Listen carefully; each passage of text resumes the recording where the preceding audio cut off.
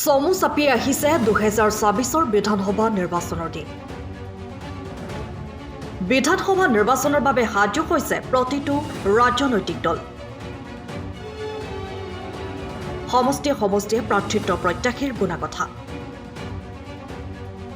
20 বছৰ ধৰি AIUDFৰ দখলত থকা ধিং সমষ্টিত কংগ্ৰেছ, বিজেপি আৰু অগপ কেইবাগৰাকীয়ে কৰ্মীয়ে কৰিছে টিকটৰ দাবী। 24 বিধানসভা নিৰ্বাচনৰ ধিং সমষ্টিৰ প্ৰাৰ্থিত্ব প্ৰত্যাশীসকল হ'ল কেইবাগৰাকী 9 বিজেপি আৰু 20 জনমান কংগ্ৰেছৰ প্ৰাৰ্থীৰ লগতে এইবাৰ এগৰাকী মহিলাই অসম গণ পৰিষদৰ পৰা প্ৰাৰ্থিত্বৰ দাবী তুলিছে। তেওঁ হৈছে আবুল হুছেইনৰ পত্নী ধিং কান্ধুলিমাৰীৰ গাঁৱৰ বাসিন্দা তথা সমাজসেৱিকা পাৰবিন চুলতানা। তেওঁৰ স্বামীৰ লগত বহুদিনৰে পৰাই ধিং সমষ্টিৰ বিভিন্ন ঠাইত অগপৰ সাংগঠনিক কাম কাজ কৰি দলটো মজবুত কৰি ৰাখিছে। প্ৰতিগৰাকী প্ৰাৰ্থিত্ব প্ৰয়াসীৰ লগতে 55 নং ধিং বিধানসভা সমষ্টিত চলাইছে কুচকাৱাজ। বিভিন্ন সভা সমিতি অনুষ্ঠান প্ৰতিষ্ঠানৰ লগতে স্থানীয়ভাৱে অনুষ্ঠিত হোৱা ক্ৰিকেট খেলৰো উদ্বোধন কৰি ৰাজ্যৰ বিপুল সঁহাৰি দেখা পোৱা গৈছে। মঙলবাৰে গায়নগাঁৱত স্থানীয়ভাৱে অনুষ্ঠিত হোৱা ক্ৰিকেট খেল উদ্বোধন কৰি তেওঁ দাবী কৰি কয় যে যদি দলে এইবাৰ সমষ্টিটোত অগপক এৰি টিকট দিয়ে তেতিয়া এই সমষ্টিটোৰ পৰা বিপুল ভোটত জয়ী হ'ব। দলে কাক টিকট দিব সেয়া পৰৱৰ্তী সময়তহে লক্ষণীয় হ'ব। মোৰ নাম পাৰবিন চুলতানা। 55 নং ধিং বিধানসভাৰ সমষ্টিৰ অন্তৰ্গত মই অসম গণ পৰিষদ দলৰ প্ৰাৰ্থীৰ প্ৰত্যাশী। দলে যদি মোক টিকেট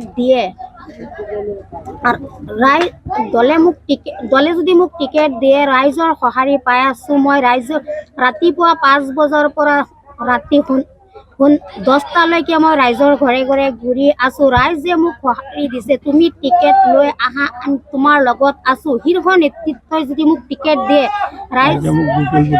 ৰাইজে মোক বিপুল ভোটত জয়ী কৰিব বুলি ৰাইজে মোক আশা দিছে। তোমাৰ লগত আমি আছো। আমি এইটো কি ক'ম মানে অসম গণ পৰিষদ দলৰ পৰা আমি প্ৰাৰ্থিত্ব আগবঢ়াইছোঁ। মোৰ মিছেছ পাৰবিন চুলতানা। আৰু মই ভাবিছোঁ যে ৰাইজে 20 বছৰ ধৰি AIUDFক আমাৰ ধিং সমষ্টিত জিকাই আছে যদিও জিকোৱাৰ পিছদিনাখনেই গৈ পেলাই AIUDFে কয় আমাৰ চৰকাৰ নাই, তেতিয়াহ'লে আমি কি কৰিব পাৰিম, আমি একো দিব নোৱাৰোঁ। আৰু ৰাইজৰ লগত যেতিয়া ভোটটো লৈ যায় তাৰ পিছদিনাখনৰ পৰা 5 বছৰৰ ভিতৰত আৰু ৰাইজৰ লগত কোনো ধৰণৰ দেখা নহয় বুলি ৰাইজে মন্তব্য কৰি আছে।